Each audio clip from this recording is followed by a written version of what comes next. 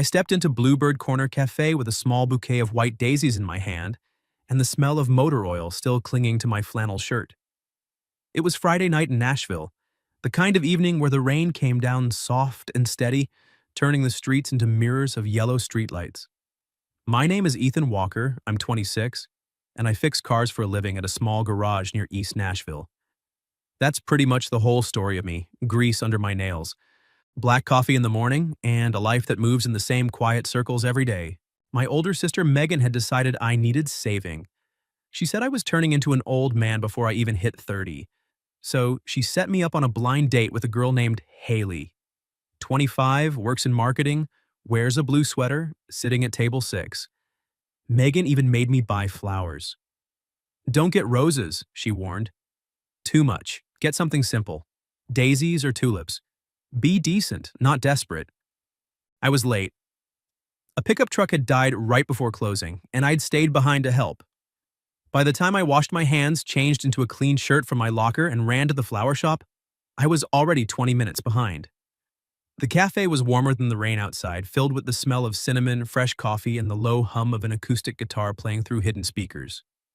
I scanned the room, heart beating a little too fast for a man who spent his days under hoods. Table 6 sat near the window. A woman in a blue sweater was sitting there alone, back straight, hands wrapped around a cup of tea that had clearly gone cold. She wasn't looking at her phone. She wasn't glancing around impatiently. She just stared out at the rain like she was listening to music only she could hear. I walked over. "Sorry," I said, setting the daisies on the table. "I'm late. I'm Ethan." She looked up. The first thing I noticed was that she wasn't 25. She was closer to 40. Dark brown hair cut just above her shoulders, a face that was beautiful in a quiet, tired way, like someone who had learned how to keep her sadness from showing on the surface. Her eyes were the kind that had cried enough times to know when to stop. For a second I thought she might say I had the wrong table. Instead, she smiled. It was small, almost careful, but real. "Hello, Ethan," she said. "Sit down." I pulled out the chair and sat. My hands felt too big for the table. "Have you been waiting long?" "Long enough for the tea to get cold." I winced. "I'm really sorry. There was a truck at the shop." "It's fine," she said, cutting me off gently. "I've waited for people longer than this." There was something in the way she said it that made me not want to ask what she meant. I pushed the flowers toward her instead. "My sister told me to bring these. I hope it's not weird." She looked at the daisies for a long moment, then reached out and touched one of the petals with 2 fingers. "Not weird," she said. "It's been a long time since anyone brought me flowers." I still thought her name was Haley. I didn't ask. She didn't offer. We just started talking. And somewhere between my second cup of coffee and her third story about her students, I forgot this was supposed to be a blind date. I told her about the garage, how I liked the moment when I finally found what was broken after hours of strange noises and angry customers. She listened like it mattered. Then she told me she taught music at Cedar Hill High School. Choral music, beginner piano, and occasionally trying to convince 16-year-olds that Mozart wasn't elevator music. I laughed. She laughed too, and the sound of it did something strange to the air between us. The longer we talked, the more I stopped feeling like I had to perform. She asked real questions. Not the kind people ask when they're trying to fill silence. She asked if I'd ever thought about opening my own shop one day. I told her I had, but thinking and doing were 2 different things. "Maybe," she said, tilting her head, "you just haven't had someone believe in it long enough for you to believe it too." I didn't know what to say to that. No one had ever put it like that before. 2 hours passed without me checking my phone once. I didn't think about Megan. I didn't think about Haley. I just sat across from this woman whose name I still didn't know, and felt something I hadn't felt in a long time, like I was exactly where I was supposed to be, even if I had no idea how I got there. Then the door opened. A young woman in a blue sweater walked in, phone in hand, scanning the tables. She headed straight for the table next to ours, the one with the small number 6 tucked behind a vase. The table I was supposed to be sitting at. My stomach dropped. The girl looked at me, then at the woman across from me. "Ethan?" she asked. I stood up so fast my chair scraped the floor. I'm sorry, I thought... Table 6, blue sweater. I didn't know." The woman I had been talking to for 2 hours looked at the number on the table, then back at me. Understanding moved across her face like a slow wave. I kept stumbling over words. "I'm so sorry, I sat at the wrong table, I didn't mean to." She reached out and touched the edge of the daisy bouquet I had given her. Her smile came back, smaller this time, but still real. "Don't apologize, Ethan." She looked at me for a long second, eyes soft in a way that made my chest ache. I laughed for the first time in months. Then she stood up, picked up the flowers, and walked out into the rain. I watched her go through the window, shoulders straight, holding those white daisies like they were something precious. The real Haley was still standing there, polite and confused, but I couldn't bring myself to look at her properly. All I could think about was the woman who had just left. I had sat at the wrong table, and for the first time in a very long time, I felt like I had been exactly where I needed to be. I sat there for a long time after she left. The real Haley was still standing beside the table, polite confusion written all over her face. I finally turned to her, feeling like the worst kind of idiot. "I'm really sorry," I said. I I sat at the wrong table. I thought you were someone else." She looked at the empty chair across from me, then back at me. For a second I braced for anger or embarrassment. Instead, she gave a small, understanding smile. "It's okay," she said. "Blind dates are weird enough without adding mistaken identity to the mix." Her name was Haley Brooks, just like Megan had said. 25, worked in marketing, bright smile, easy laugh. She was exactly the kind of girl my sister thought I needed. Young, uncomplicated, safe. We moved to her actual table, the one with the crooked number 6, and ordered coffee. She apologized for being late, said traffic had been terrible and her phone died. I told her it was fine, but the words felt hollow, even as I said them, because my mind was still at table 9. Haley was nice. Really nice. She asked about my job and actually listened when I explained the difference between a timing belt and a serpentine belt. She told me about her work, about campaigns she was proud of, about how she wanted to start her own agency one day. She laughed at my terrible jokes and didn't seem to mind that I kept glancing toward the window like I was waiting for someone to come back. But every time she spoke, I heard Mara's voice instead. When Haley asked what kind of music I liked, I almost said, country. Then I remembered Mara talking about teaching teenagers to love Mozart and how sometimes the most honest music happens when the lights go out. I caught myself staring at the table where she had sat, the faint ring from her cold tea still visible on the wood. Haley noticed. "You're somewhere else tonight," she said gently. There was no accusation in her voice, just quiet honesty. I rubbed the back of my neck. "I'm sorry, I had a long day at the shop. I'm not great company right now." She studied me for a moment, then smiled in a way that made me feel even worse. "It's the woman from the other table, isn't it?" I didn't know what to say. Lying felt pointless. Haley leaned back in her chair. "It's okay, I saw the way you looked at her when she left. Like part of you went with her." "I really am sorry," I said again. "You seem like a great person. This isn't fair to you." She picked up her purse and stood. "Blind dates are supposed to be low stakes, right? Sometimes you show up for one story and end up in the middle of someone else's." She paused, then added, "You should probably find out her name. Just saying." Then she left, and I was alone again. I stayed in that cafe for another 20 minutes, staring at 2 empty tables like they could tell me what to do next. Eventually, I paid for both coffees, even though Haley had only taken a few sips of hers and walked out into the rain. The drive home was quiet. My truck smelled like wet flannel and engine grease. I kept replaying the last thing Mara said to me. "Don't apologize." I laughed for the first time in months. I didn't even know her name. When I got back to my apartment above the laundromat, I called Megan. She picked up on the second ring, voice bright with expectation. "So, how was it? Is Haley as cute as her picture?" I sat on the edge of my bed, still in my damp shirt. "I sat at the wrong table." There was a beat of silence. "You what?" I told her everything. The blue sweater, the wrong table number. 2 hours of conversation that felt like breathing for the first time in years. The real Haley showing up.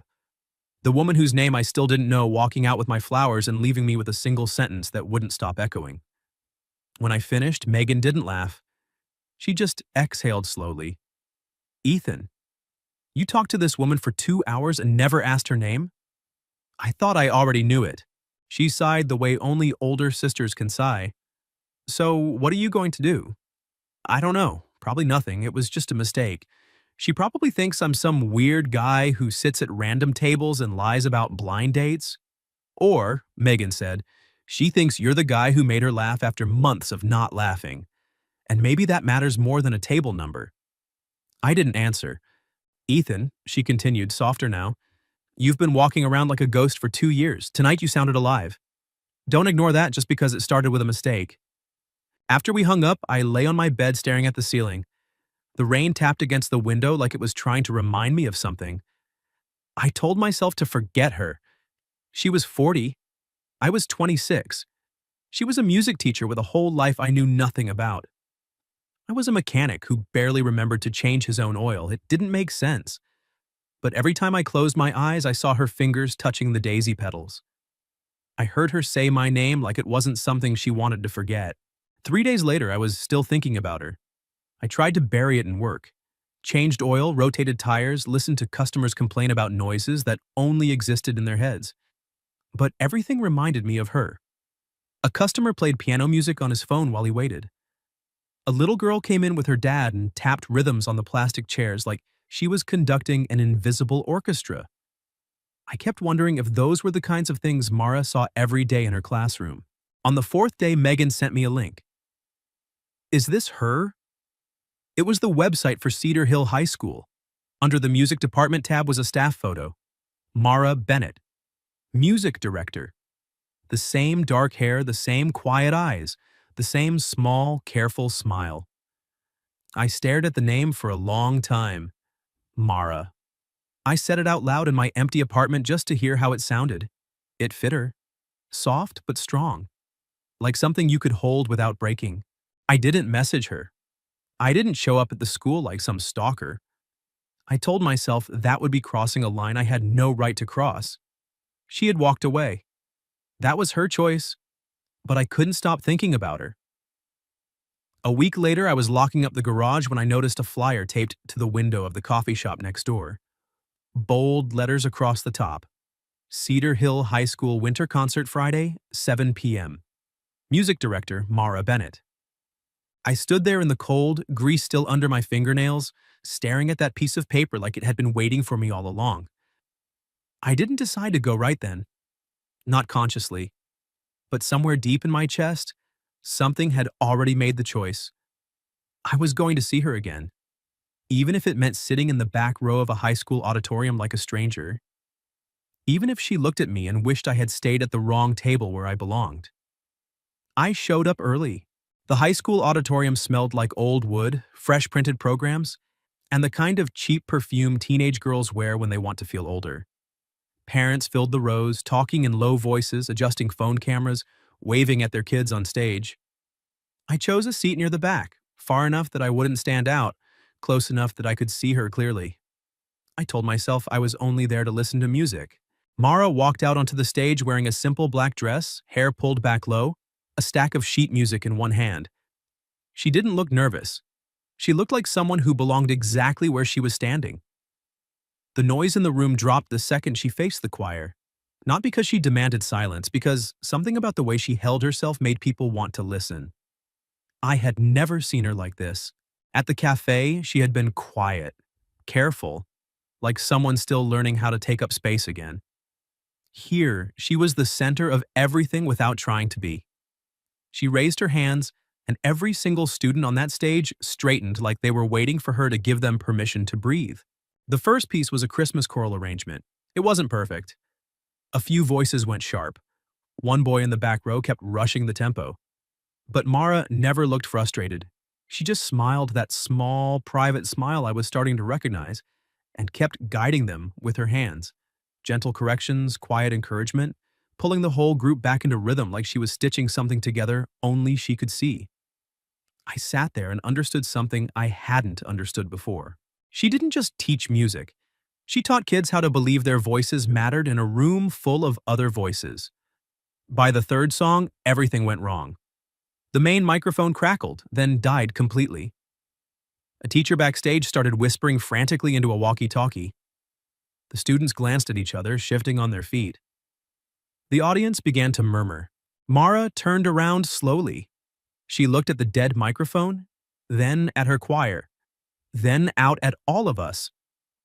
For a second, I thought she might panic.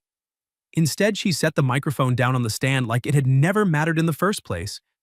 She leaned toward the students and said, loud enough for the whole room to hear, "Looks like we're going to have to listen with our hearts a little more tonight." A ripple of soft laughter moved through the auditorium. She turned back to the choir. "Remember last year when the power went out during the spring concert?" A few of the older kids grinned. "We survived that. This is easier."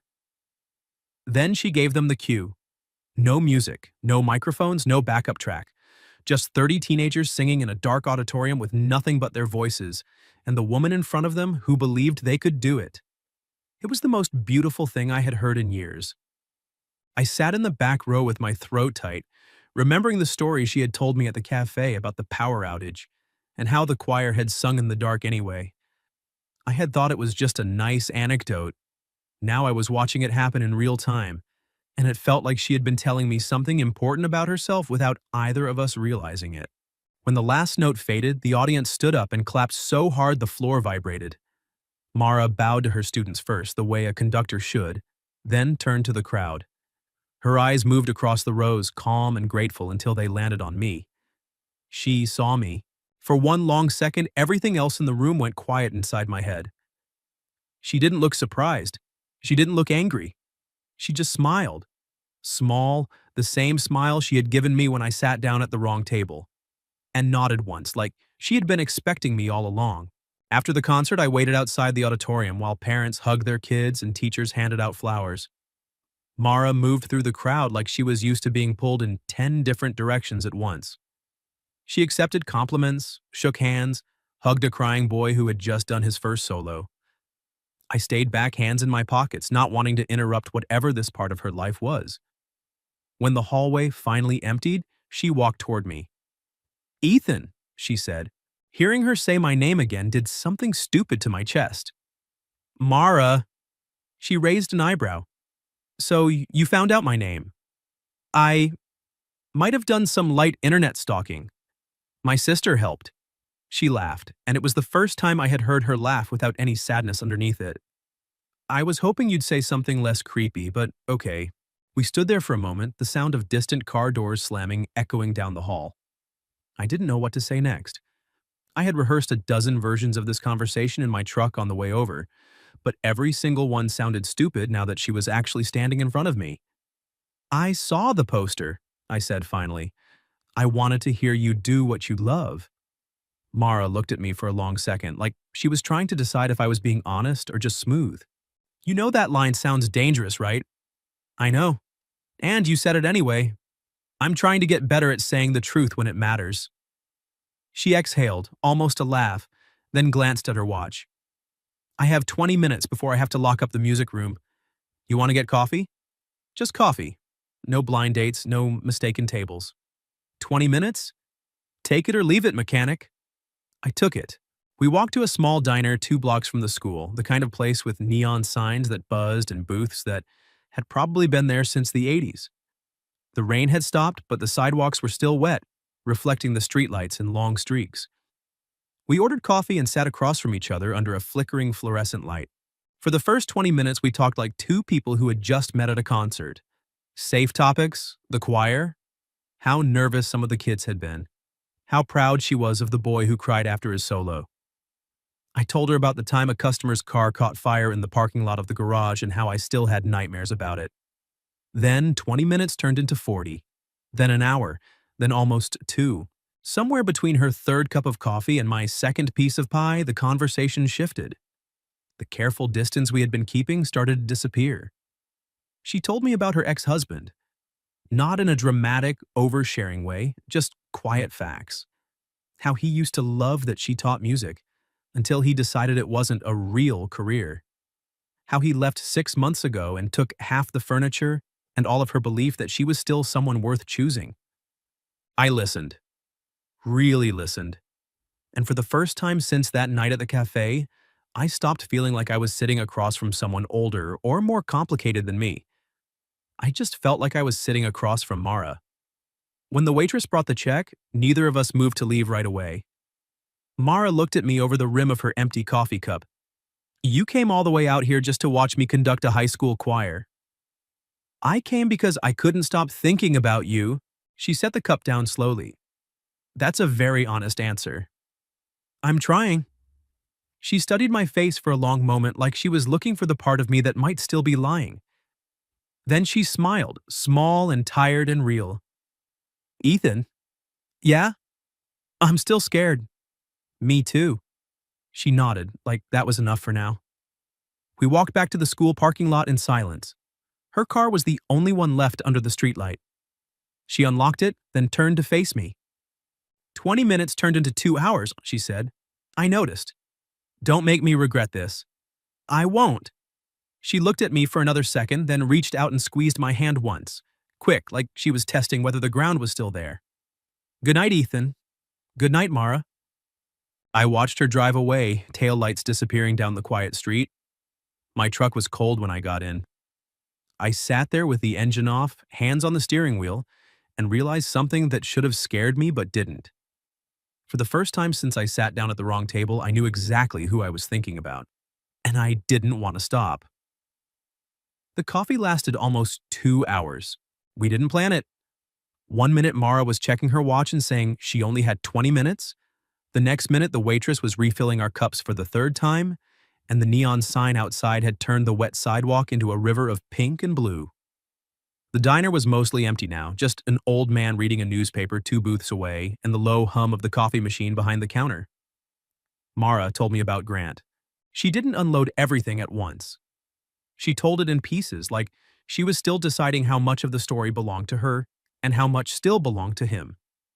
Her ex-husband had been a part-time musician when they met. He used to sit in the back of her concerts and record her conducting on his phone like it was the most important thing he'd ever seen. After they got married, he switched to sales, selling sound equipment to schools and churches. At first, he said he loved that she had her own world. Later, he started calling it playing teacher and asking when she was going to get a real job. One night, he told me, Mara said, staring into her coffee, that teaching high school choir wasn't a real career. It was something people did until they grew up. I felt my jaw tighten. I didn't say anything. I just let her keep talking.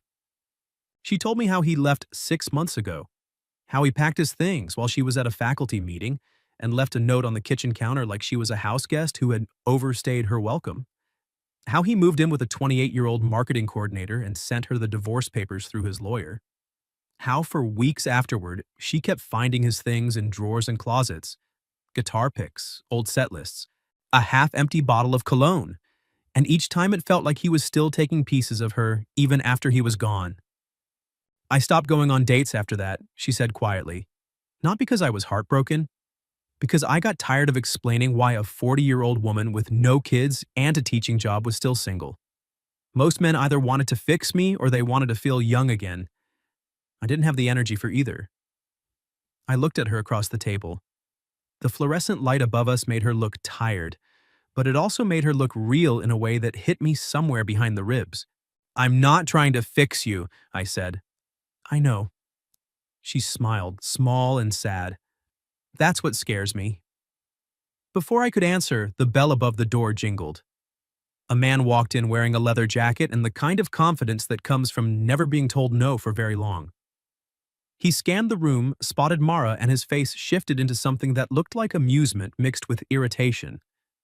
Mara went completely still. "Grant," she said, voice flat. He walked over like he owned the air between our table and the door. "Mara, didn't expect to see you here this late." His eyes slid over to me. "And who's this? One of your students?" The word landed exactly the way he wanted it to. I felt something hot and ugly rise in my chest, but I didn't move. I just set my coffee cup down slowly and looked at him. "I'm Ethan," I said. Grant smirked. "Ethan, cute. You look a little young to be out this late with your music teacher." Mara's face went pale. I could see her pulling back into herself the same way she had at the cafe that first night. Shoulders straight, expression carefully blank, like she was bracing for impact. I didn't raise my voice, I didn't stand up. I just spoke clearly. You left her, I said. You walked out. So you don't get to show up now and act like you still have a say in who she sits with. Grant's smirk faltered for half a second. Then he laughed, short and ugly. Kid, you have no idea what you're talking about. Maybe not, I said, but I know she doesn't need your permission to keep living her life. The old man 2 booths away had stopped pretending to read his newspaper. The waitress behind the counter was watching us openly now. Grant looked around, realized he was making a scene, and took a step back. Whatever, he muttered. Have fun playing house with your little boyfriend, Mara. Then he turned and walked out, the bell jingling again like it was mocking all of us. The silence that followed felt thick. Mara stared at the door for a long moment, then down at her hands. When she finally looked at me, her eyes were shining, but she wasn't crying. You didn't have to do that, she said. I know. You made it worse. Maybe, but I wasn't going to sit there and let him talk to you like that. She let out a shaky breath, then reached for her coat. Let's go. We stepped out into the cold night air. The rain had started again, light but steady. Mara walked fast at first like she was trying to outrun something, then slowed down when we reached the corner, under a flickering streetlight. She stopped and turned to face me. Do you know what you just did in there? She asked. I think I pissed off your ex-husband. She shook her head. You made me realize I don't need his permission to keep breathing. I've been walking around for 6 months acting like I still owe him explanations. Like I still have to ask if it's okay for me to be happy. I didn't know what to say, so I didn't say anything. I just stood there with rain dripping down my collar and waited. Mara looked at me for a long time. Then she stepped closer, reached out, and took my hand. Her fingers were cold. Mine weren't much warmer. She laced them together anyway, like she was testing whether the ground would hold. I'm still scared, Ethan, she said quietly. I know, I am too. We go slow. Okay. She squeezed my hand once, then let go. We walked the rest of the way to her car without saying much else. When we reached it, she turned to me one more time. Thank you, she said, for not making me feel small tonight. Then she got in and drove away. I stood under that streetlight for a long time after her taillights disappeared, hands shoved in my pockets, heart doing something complicated in my chest. The rain kept falling. Somewhere in the distance, a car honked. I thought about how 2 hours ago I had been just a guy who sat at the wrong table, and now I was standing in the middle of Nashville, holding the memory of a woman's hand like it was something I wasn't ready to let go of yet. I didn't know what any of this meant. I only knew that for the first time in my life, I didn't want to run from something just because it scared me. 3 months passed. We didn't rush anything. Mara had said we would go slow, and I held her to that promise even when every part of me wanted to move faster. We texted every day, small things, nothing heavy. She sent me recordings of her students practicing. I sent her pictures of strange cars that came into the shop and told her the stories behind them. Sometimes she would call late at night after a long day of parent-teacher conferences and just sit on the phone with me in silence. Both of us too tired to talk but not ready to hang up. She came to the garage once. Her car had started making a weird whining sound whenever she turned left. I found a loose serpentine belt in under 10 minutes. While I worked, she sat in the waiting area grading papers, occasionally looking up to watch me. When I finished, she said something I still think about. I get it now, she said. Why you like this? You're calm when you work, focused, like you know everything can be fixed if you're patient enough to listen. I didn't know how to answer, so I just wiped my hands on a rag and smiled. We had good days. We had hard days too. One Friday, she canceled our plans an hour before I was supposed to pick her up. Just a short text. I'm not okay tonight. I'm sorry, I didn't push. I drove to her apartment anyway, left a container of soup on her doorstep with a note that said she didn't have to open the door if she didn't want to see anyone. 10 minutes later, she texted back, You don't have to take care of me. I replied, I know, I want to anyway. The next morning she called. Her voice was small. Grant used to be kind at the beginning, she said. Then every nice thing he did started feeling like something I would have to pay for later by making myself smaller. I'm still learning that kindness doesn't always come with a price tag. I'm not keeping score, I told her. I know, she said. I'm just relearning how to believe it. We kept going, slow, honest, real. By the end of the third month, I asked her to meet me at Bluebird Corner Cafe again. Same place, same night of the week. She knew what I was doing the second I said it. "You're serious about this, aren't you?" she asked. "Very." "Should I wear the blue sweater again?" "Only if you want to give me a heart attack from the beginning." She laughed, the real kind, the one that made me feel like I had done something right. I got there early, no oil on my clothes this time, no rushing. I sat at table 9, the correct one, and placed a fresh bouquet of white daisies on the chair across from me. The rain started just as it had that first night, soft and steady against the windows. When Mara walked in, she stopped for a second in the doorway. Same blue sweater, hair down. That careful smile I had fallen for without meaning to. She looked at the number on the table, then at me, then at the flowers. "Table 9, she said as she sat down. "I checked 3 times." She reached out and touched one of the daisy petals the same way she had the first night. "Ethan." I took a breath. "I don't know what this is going to look like in 6 months or a year. I know some people are going to think I'm too young and you're too old. I know some people are going to say this started as a mistake and mistakes don't turn into anything real. But I also know that the night I sat at the wrong table was the first time in a long time I felt like I was exactly where I was supposed to be." Mara looked at me across the small table, eyes soft in the low cafe light. "I'm still scared," she said. "I know, I am too. But I'd rather be scared with you than safe without you." She didn't answer right away. She just reached across the table and took my hand, lacing her fingers through mine the same way she had under the streetlight 3 months earlier. Her hand was warm this time. "Stop apologizing," she said quietly. "For what?" "For sitting at the wrong table that night." I smiled. Outside, the rain kept falling on Nashville the same way it had the first time we met. Table 6 sat empty beside us. Table 9 held 2 people who had no business finding each other, but somehow had anyway. A 26-year-old mechanic who used to think he had nothing special to offer. A 40-year-old music teacher who used to think she had forgotten how to begin again. And between us, a bouquet of white daisies that had started as a mistake and turned into proof that sometimes life puts you at the wrong table, just so you can meet the right person.